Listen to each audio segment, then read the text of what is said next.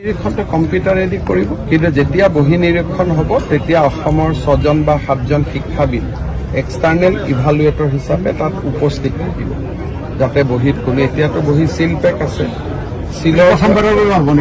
যোৱাবাৰো আমি কৰিছোঁ,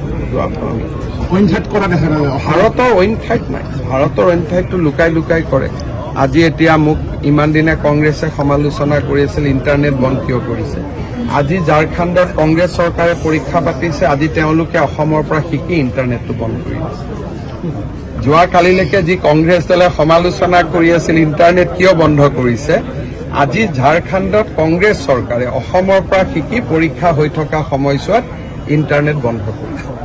তাৰমানে অসমে আজি দেশক ৰাস্তা দেখুৱায়। নিৰীক্ষণটো কম্পিউটাৰেদি কৰিব, কিন্তু যেতিয়া বহি নিৰীক্ষণ হ'ব তেতিয়া অসমৰ 6জন বা 7জন শিক্ষাবিদ এক্সটাৰ্নেল ইভালুৱেটৰ হিচাপে তাত উপস্থিত থাকিব, যাতে বহীত কোনো এতিয়াতো বহি চিল পেক আছে। যোৱাবাৰো আমি কৰিছোঁ,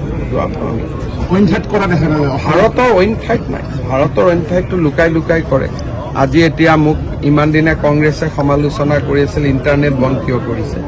আজি ঝাৰখণ্ডত কংগ্ৰেছ চৰকাৰে পৰীক্ষা পাতিছে, আজি তেওঁলোকে অসমৰ পৰা শিকি ইণ্টাৰনেটটো বন্ধ কৰি দিছে।